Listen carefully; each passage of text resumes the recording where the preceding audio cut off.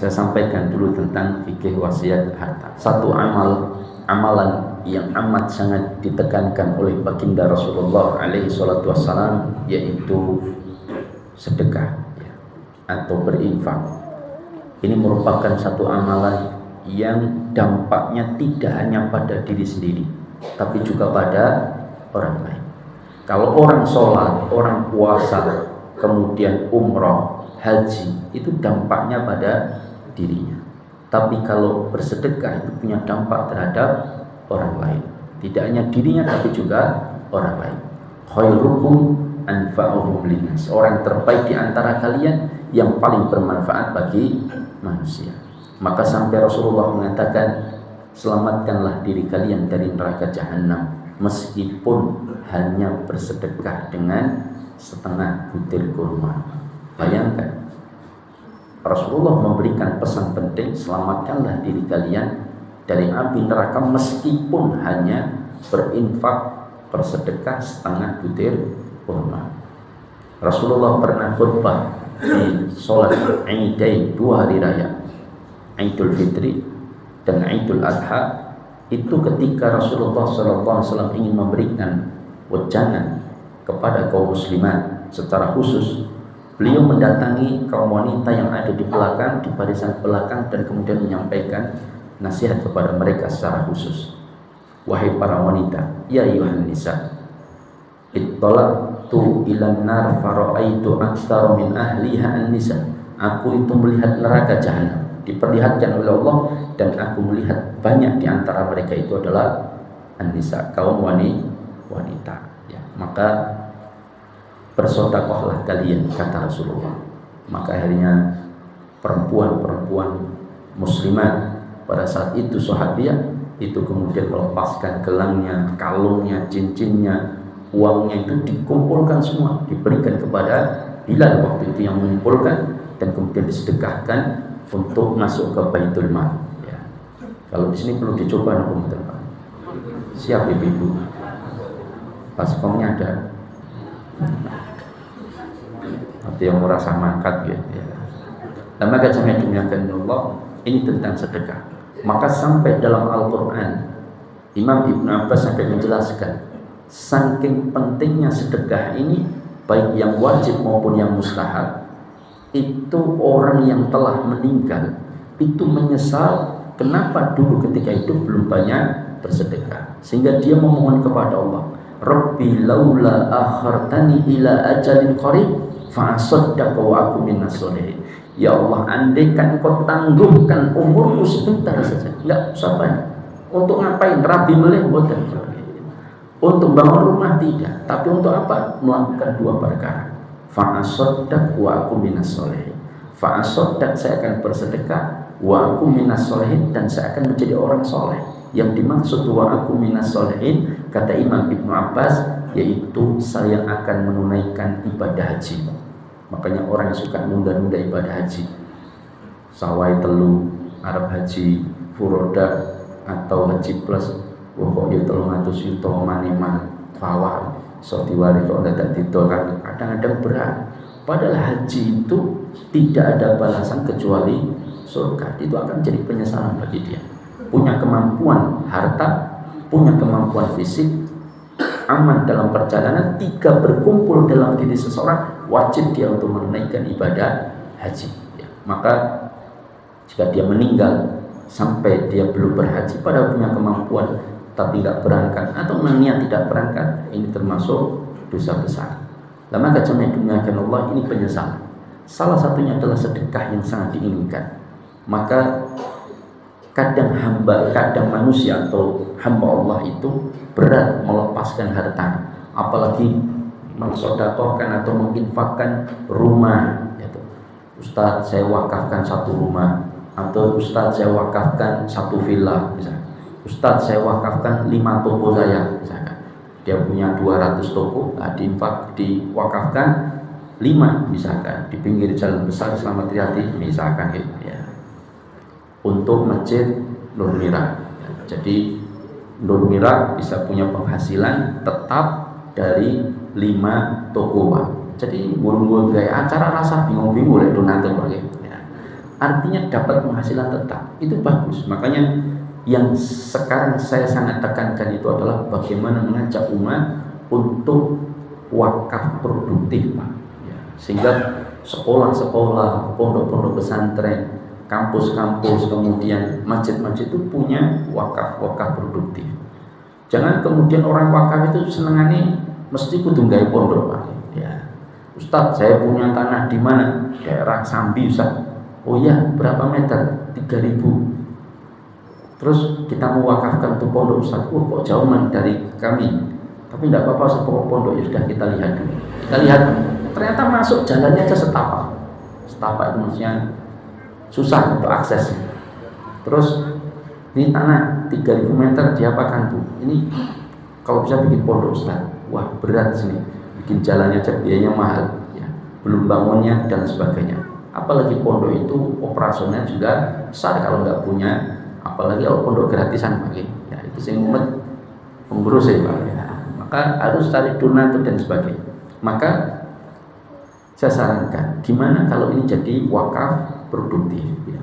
Kita tanami apa, atau bikin peternakan, atau bikin tanami perkebunan alpukat misalkan yang mahal, dipanen terus tiap tahun, hasilnya untuk bangun pondok, untuk operasional, untuk macam-macam. Nah, itu jauh lebih efektif daripada memaksa harus pondok kan. Padahal pondok wis oke, kakek saya kan malah itu murid kan. Nah, maka ini yang kemudian kadang-kadang kurang diperhatikan. Padahal nilainya juga insya Allah yang penting kemaslahatan, Pak. Allah itu maha tahu terperinci dalam memberikan pahala kepada hambanya. Padahal hasilnya nanti kan juga bisa untuk, kalau pondoknya pembebasan tanah pakai dana hasil itu, kalau pondoknya bangun juga bisa pakai dana itu, kan jauh lebih fleksibel dan bermanfaat. Cuman kadang-kadang ini kurang terpikirkan. Maka ketika dia punya toko 5 diwakafkan 1 misalkan, kan itu sangat bermanfaat. Kenapa Universitas Al-Azhar di Mesir, kenapa Universitas Islam Madinah dan beberapa kampusnya itu survive, Pak, kuat ekonominya meskipun masih beasiswa besar.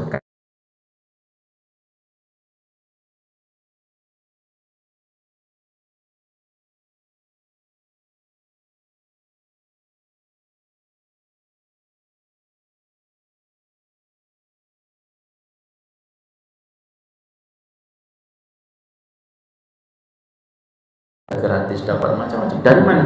Ya dari wakaf-wakaf itu, dan itu sangat bermanfaat bagi umat, ya. Maka kadang-kadang ini yang kurang terpikirkan. Bahkan sampai para sahabat itu paling semangat salah satunya adalah wakaf. Bahkan ada yang wakaf ember, Pak. Ya, tidak apa-apa. Itu yang teman, kalau ember yang diurah ratahan suwi, Pak. Ya, yang tinggal ngecor pecah rampung, Pak. Ya. Tapi paling tidak ini semangat dalam berwakaf, sing kemudian bermanfaat bagi umat. Nah, kadang orang itu berat untuk meninggalkan hartanya, berpisah dengan hartanya, apalagi mensedekahkan dalam jumlah besar. Maka oleh karena itulah kemudian Allah Tabaraka wa Ta'ala memberikan sebuah mekanisme yang itu memberikan kesempatan kepada kita untuk bisa berinfak, bersedekah dengan mekanisme itu. Ketika kita mungkin berat melepaskan harta kita saat kita hidup, yaitu dengan apa? Wasiat. Dengan wasiat. Wasiat yang kita bahas ini bukan wasiat nasihat ketakwaan, karena wasiat secara umum ada 2. Wasiat nasihat ketakwaan, yang kedua adalah wasiat harta. Nah, yang kita bahas ini adalah wasiat harta. Wasiat nasihat ketakwaan itu lebih diutamakan, artinya lebih ditekankan. Seorang ayah ngasih nasihat anak itu sangat diperintahkan. Begitu pula Luqmanul Hakim, ya bunayya la tusyrik billah innasyirka la dzulmun adzim. Itu nasihat wasiat Luqman kepada anaknya. Begitu pula Nabi Ibrahim, Nabi Yakub, mereka ketika menjelang wafat memberikan nasihat kepada putra-putranya. Karena kadang-kadang wasiat, anakku wasiatkan jangan pernah meninggalkan sholat. Meskipun bapak orang oprak-oprak karena sudah wafat, ingatlah jangan meninggalkan sholat. Ini wasiat yang akan terus diingat oleh anak-anaknya, sehingga dia tidak berani meninggalkan sholat karena wasiat orang tuanya. Maka ini yang kemudian cuma kadang-kadang wasiatnya wong tua ya aneh-aneh. Ya.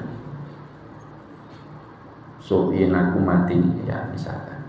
Kayak kembang 7 staman ya mana nih macam-macam. Itu yang kadang ada wasiat yang tidak tepat. Maka wasiat ketakwaan sangat diperintahkan. Yang kedua adalah wasiat harta. Nah, yang kita bahas ini adalah wasiat harta.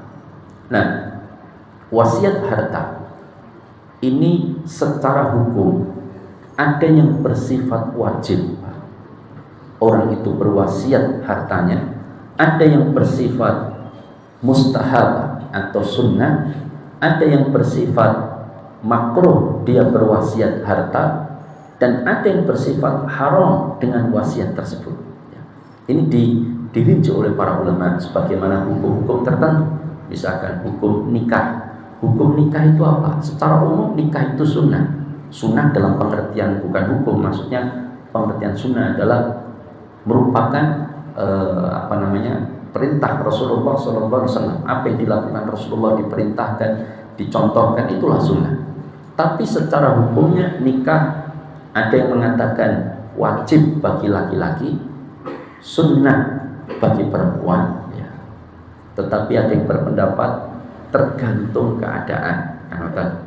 Ada yang bisa bersifat wajib kalau dia punya kemampuan ba'ah, punya kemampuan menghidupi nafkah lahir dan batin.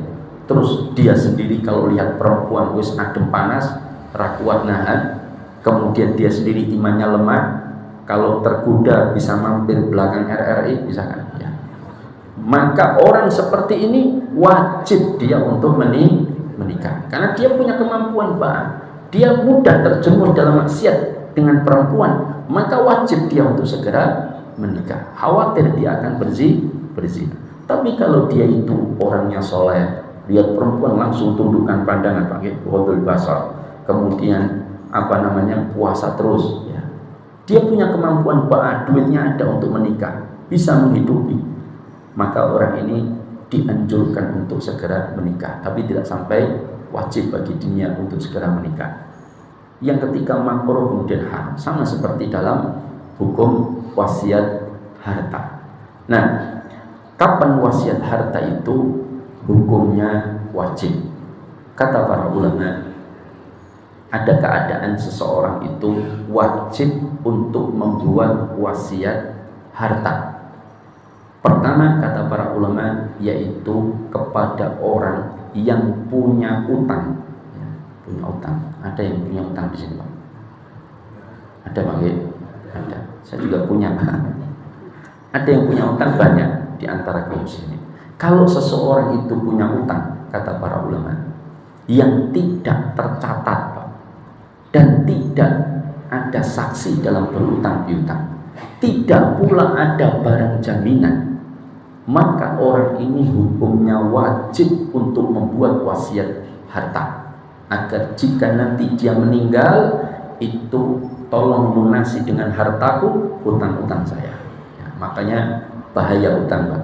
Lau anna rajulan qutila fi sabilillahi thumma ahya thumma qutila thumma ahya thumma qutila wa alaihi dainun ma dakhala jannah. Itu utang bisa menjadi penghalang meskipun dia mati syahid tiga kali sekalipun. Itu bisa menjadi penghalang dia masuk surga. Bukan berarti tidak akan masuk surga, bukan. Itu akan diselesaikan di akhirat perkara utangnya dulu. Dia tidak bisa serta-merta masuk ke dalam surga. Nah, maka oleh karena itulah sampai Rasulullah sangat mengkhawatirkan umatnya terjerat dalam urusan utang. Tapi zaman kita sekarang kalau nggak utang nggak hidup, Pak. Betul, Pak. Nggak utang nggak hidup. Ya, karena hidup itu kalau punya utang, sehingga hidupnya mencicil, Pak. Ya, mencicil terus. Ya. Itu yang terjadi. Lama kacamnya dimuliakan Allah, maka orang seperti ini yang punya utang tidak tercatat, tidak ada saksi, kemudian tidak ada barang jaminan yang bisa digunakan untuk membayar ketika dia meninggal suatu saat, maka wajib orang ini membuat wasiat. Apalagi dia sering safar itu sangat dekat dengan kematian, maka hendaknya dia membuat wasiat. Bahkan para ulama mewajibkan untuk membuat wasiat. Jangan sampai tidak. Kadang utang ditutupi dari istrinya, dari anaknya, nggak ada yang tahu, mati ditagih sama orang. Pak, mohon maaf, bapak jenengan, suami jenengan ini dulu utang sama saya 5 juta. Loh, nopo nggih? Bapak mboten tahu cerita. Kalau dia punya utang, bapak itu mesti cerita, padahal memang punya utang. Tapi bapak ingin menyembunyikan supaya anaknya, istrinya tidak cemas. Tapi ternyata perbuatannya berefek besar. Akhirnya istrinya tanya, bukti ini nopo? Wah, mboten enten bukti, wong niki kanca cedak, kanca TK misalnya. Maka kemudian orang keluarganya mengatakan, ya ngapunten, saat ini kathah tiyang ngapusi, kalau nggak ada bukti kami nggak bisa membayar. Akhirnya nggak dibayar. Siapa yang rugi? Yang berhutang. Makanya jangan sampai punya urusan kemudian dia tidak bisa menyelesaikan kecuali dengan wasiat, maka wajib dia untuk membuat wasiat. Sesuatu yang tidak bisa dilaksanakan kecuali dengan sesuatu, maka hukum sesuatu itu hukumnya wajib, ya, kata para ulama. Maka jamaah dimuliakan Allah, ini tentang bagaimana wajibnya orang yang punya utang yang tidak disaksikan, tidak ada jaminan, maka wajib dia untuk membuat wasiat harta tersebut. Yang kedua, kondisi orang itu wajib membuat wasiat. Sebagian ulama, meskipun ini tidak sepakat, ada sebagian ulama yang tidak menyepakati ini wajib, tapi banyak ulama yang mewajibkan. Apa? Yaitu wasiat harta untuk ahli waris yang terhalang untuk mewarisi. Contohnya cucu. Misalkan ada seorang ayah, suami istri lah ya, dia punya anak 3. 3 anaknya ini sudah punya anak semua, berarti suami istri tadi sudah punya cucu. Ternyata tahun 2022 anak barat meninggal lebih dulu. Biasanya saya meninggal dulu, anak barat anak nomor loro, Pak. Barat, okay? Anak barat meninggal lebih dulu. Ketika dia meninggal lebih dulu, otomatis nanti si ayah ini dan ibu ini yang punya harta, kalau dia meninggal, maka yang dapat warisan adalah 2 anak laki-lakinya yang lain. Karena yang meninggal sudah nggak dapat warisan. Apakah cucunya dari anak yang sudah meninggal ini dapat? Tidak. Karena dia mahjub, terhalang oleh 2 lelaki, yaitu pamannya ini. Makanya kalau ponakan paham tentang masalah ini dan dia orang yang tidak baik, itu nyawanya 2 pamannya bisa terancam sebelum kakek neneknya meninggal, ya tidak baik. Karena itu menjadi penghalang warisan, dia dapat warisan. Nah, oleh karena itulah maka seorang ayah yang mengetahui bahwa dia punya anak yang meninggal lebih dahulu dan anak yang meninggal itu punya anak, maka para ulama banyak yang mewajibkan orang tua tersebut untuk membuat wasiat harta yang diberikan kepada cucunya senilai andaikan bapaknya masih hidup, dia dapat warisan berapa. Itu kata selama jumlahnya tidak lebih dari 1/3. Nah, maka ini banyak pendapat ulama, meskipun Syekh Utsaimin rahimahullah dalam kitab Al-Faraid itu beliau membantah, itu tidak sampai wajib, tapi sangat ditekankan untuk dilakukan, tapi tidak wajib, ya. Tapi sebagian ulama seperti pendapat ulama-ulama yang lain mengatakan hukumnya wajib, ya. Ini mengkhilaf di kalangan para ulama, tapi yang jelas kita hukum saja secara umum wajib atau sunnah, maka ya sangat ditekankan. Nah, ini yang wajib. Kemudian ada sebagian ulama memasukkan perkara wajib, meskipun banyak di antara mereka yang juga mengatakan hendaknya dilakukan. Apa itu? Jika seseorang itu dalam keadaan dia kaya raya, hartanya banyak, kemudian ahli warisnya juga kaya raya semua, tetapi dia punya kerabat yang tidak mewarisi, misalkan ponakan, bude, bule, kakak, adiknya, itu miskin-miskin, tapi anaknya kaya raya semuanya, istrinya kaya raya, dia sendiri juga kaya raya. Maka orang seperti ini sebagian ulama mewajibkan dia untuk membuat wasiat harta agar diberikan kepada kerabatnya sebagian dari hartanya. Ya syukur janjane pas urip yo dikai Pak, ya, sehingga makmur sebelum dia meninggal. Tapi kalau berat, ya sudahlah, berikan dengan wasiat ketika dia nanti mati sebagian harta. Nah, ini tentang sebagian dihukumi wajib oleh para ulama. Sedangkan yang sunnah atau mustahab, dianjurkan. Kapan wasiat itu dianjurkan?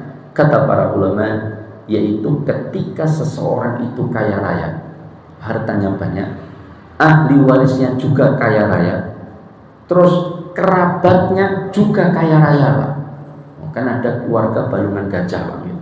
Satrah itu balungan gajah. Jadi kayak terah kayak sugih kabeh kan Pak dene adik kabeh sugih punya pabrik semua. Ini balungan gajah semua. Kalau kita balungan apa? Kedai. Ya, ada yang ayam, ada yang teri, ada yang kambing. Ya. Yang penting punya balung, Pak. Nah, ketika keluarga terah itu kaya semuanya, dia ahli warisnya, kerabatnya kaya semua, maka orang seperti ini sangat dianjurkan untuk membuat wasiat harta. Jika berat ketika hidup dia menyerahkan sebagian hartanya untuk perjuangan, untuk kemaslahatan, maka yang minimal ketika dia nanti mati. Karena wasiat kan dia sudah tidak butuh villa lagi, gitu kan Pak. Villanya sudah setengah kali 2 meter, Pak. Itu villa dia. Ya. Nah, maka nanti kalau saya meninggal, misalkan ada orang kaya raya, dia kemudian ahli warisnya juga kaya raya, kerabatnya juga banyak yang kaya raya, maka dia berwasiat, panggil anaknya, panggil saksi, misalkan takmir Masjid Nur Merah, panggil 2 orang, Pak, saya mau buat wasiat, ya, atau ditulis misalkan, besok kalau saya meninggal, ya, harta saya alhamdulillah banyak, ada villa, ada mobilnya aja 3, Pak. Alphard, Fortuner, Pajero, ya. Maka dia berwasiat, anakku ingat baik-baik, ini wasiat tidak boleh lewat, kata dia. Apa? Besok kalau bapak mati, tolong mobil kan sudah tidak dibutuhkan bapak. Kalian sudah kaya-kaya, sudah 2 kalian waris, tapi yang 1 ya Fortuner lah, ya. Itu berikan, tolong berikan kepada Ustadz sehingga ini ngisi Sabtu kedua subuh. Misalkan loh Pak, jangan protes. Ini contoh saja. Nah, contoh kan seneng sing gawe contoh Pak. Misalkan, oleh mimpi yang mudah-mudahan jadi kenyataan Pak. Ketika dia membuat wasiat itu, maka boleh, ya, tidak ada masalah, itu bagus. Ya. Atau serahkan ke pondok. Wasiat saja belum tentu dijalankan, Pak. Ya tidak? Ya. Saya itu membaca wasiat. Saya diundang oleh sebuah keluarga.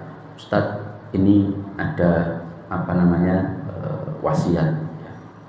Tolong dibaca dan dijelaskan. Oh ya, saya baca wasiat.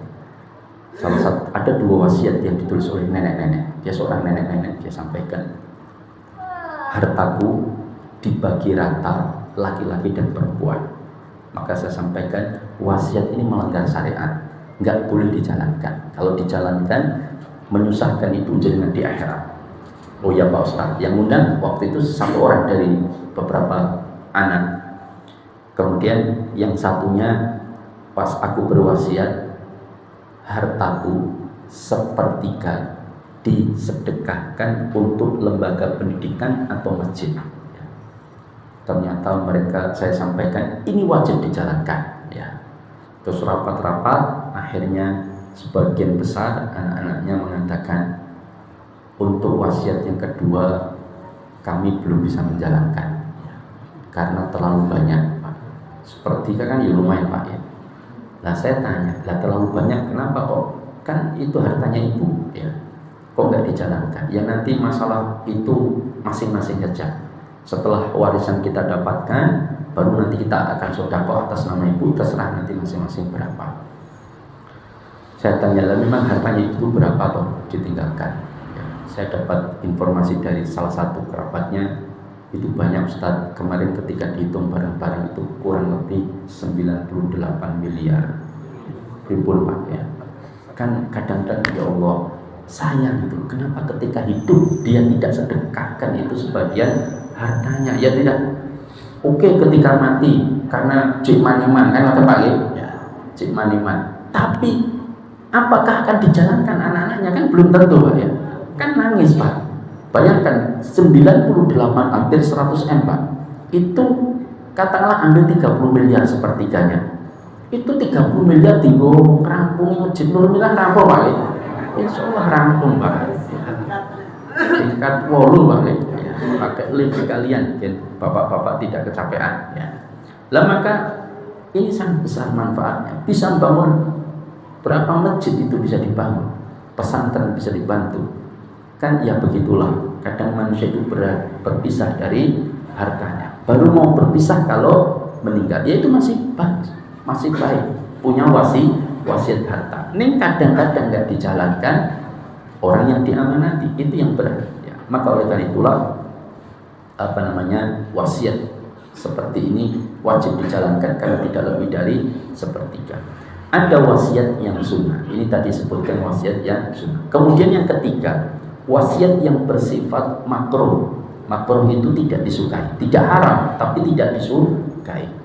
Wasiat apa? Wasiat harta pada kondisi orang yang hartanya sedikit Pak.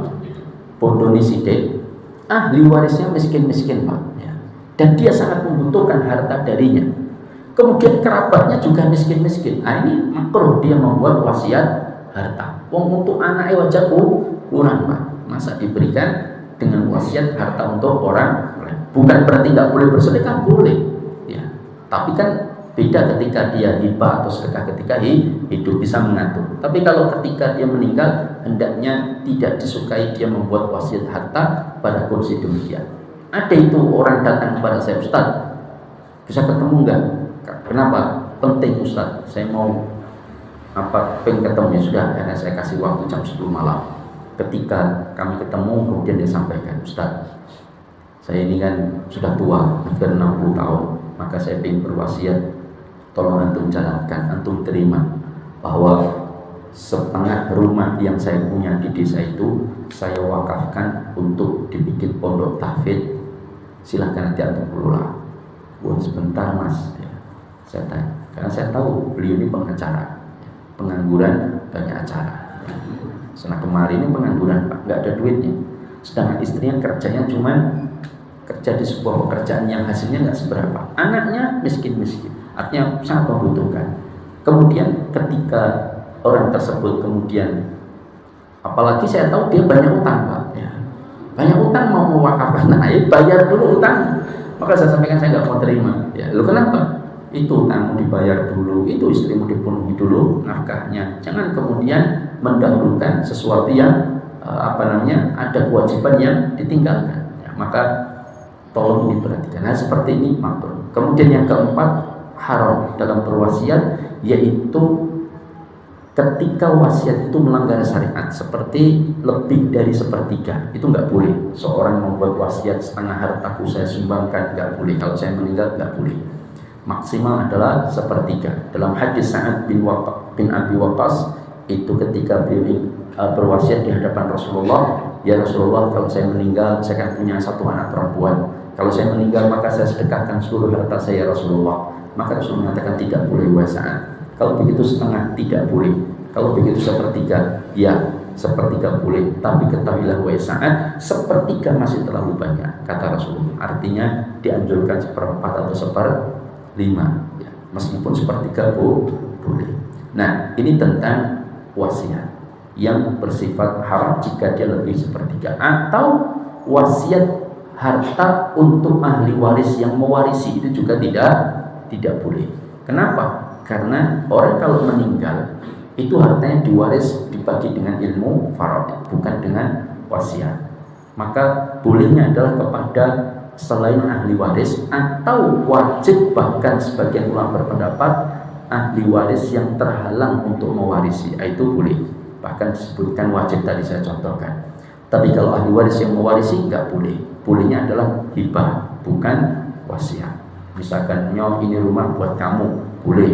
Tapi kalau soalnya aku mati rumah ini buat kamu, nggak boleh, karena dia adalah anaknya yang mewarisi. Ya, maka tidak boleh membuat wasiat untuk ahli waris. Tapi ada dalam surat Al-Baqarah 180 Ustaz, itu sudah dihapus ketentuan hukumnya dengan surah An-Nisa surah keempat ayat 14. Nah, silahkan baca dalam tafsir para ulama tentang pelarangan membuat wasiat untuk ahli waris yang mewarisi. Nah, rukun dalam wasiat harta itu ada 4. 1 al-musi atau musi, 2 musollahu, bukan musolah tapi musollahu, yang ketiga musobih, dan yang keempat. Pertama musi, ini syaratnya 4 kata para ulama. Musi atau orang yang berwasiat itu punya syarat 1, dia harus merdeka, bukan budak. Karena budak tidak bisa berwasiat harta, karena harta seluruh budak itu adalah milik tuannya. Yang kedua berakal, wong edan bikin wasiat nggak sah Pak. Ya. Ini apa ya, wong edan iso bikin wasiat Pak. Ya.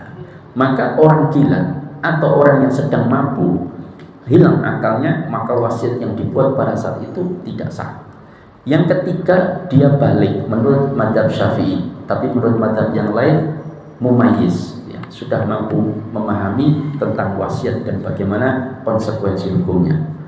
Yang keempat atas kerelaan, tidak boleh paksaan. Nah, ini 4 syarat musi orang yang berwasiat. Kemudian yang kedua yaitu musolahu, orang yang dituju wasiat itu juga punya syarat. Pertama, dia harus hidup. Nggak bisa nanti kalau saya mati tolong Fortunerku kayak no almarhumah ibumu, nggak bisa. Dia sudah mati, maka haruslah dia hidup atau diperkirakan akan hidup. Contohnya dia hidup di dalam perut janin misalkan. Soin aku mati, mobilku tak kayak anakmu sing juru weteng misalkan. Dia hidup, diperkirakan dia lahir akan hidup, itu masih dibolehkan. Tapi kalau untuk yang mati tidak boleh. Yang kedua, dia punya kecakapan dalam kepemilikan. Nggak boleh wasiat harta diberikan kepada sesuatu yang tidak punya kecakapan dalam memiliki. Contohnya di Eropa itu ada orang kaya meninggal ternyata meninggalkan wasiat Pak, dinotariskan bahkan. Apa? Karena dia nggak punya anak, kerabatnya kaya-kaya dan nggak pernah peduli sama dia, dia pun kaya. Akhirnya dibikin wasiat, seluruh hartaku kuberikan kepada anjingku Pak. Kirain sugih mendadak ya. Maka ini nggak bisa. Kenapa? Karena dia tidak punya kecakapan dalam memiliki. Yang ketiga, musolahu, orang yang dituju wasiat itu bukanlah pembunuh musi yang berwasiat. Kadang-kadang wasiat yuk ndrawasi Pak, misalkan tukang kebunnya dipanggil, Mas wis melu aku 30 tahun ya. Maka aku meh wasiat kebun sing ora rawat iki ya, kebun duren 2000 meter. Soin aku mati PN karo omah iki. Ning soin aku mati ya. Oke Pak, matur nuwun. Sesuke gawe kopi apotas Pak. Ya.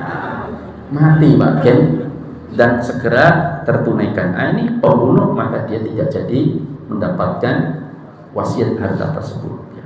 Kemudian wasiat itu sendiri yaitu musobih, yaitu syaratnya adalah harta yang diwasiatkan itu adalah milik musi yang mewasiatkan.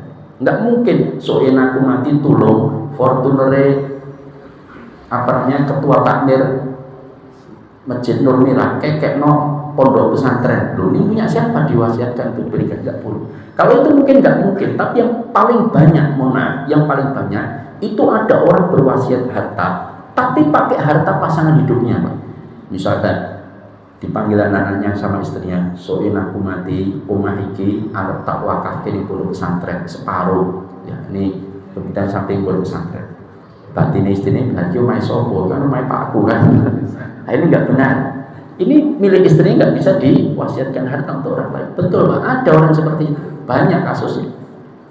Atau sebaliknya, ini nggak boleh karena harus yang mewasiatkan adalah pemiliknya. Kedua, sesuatu yang diwasiatkan dari harta tersebut punya manfaat yang bersifat mubah, boleh Pak.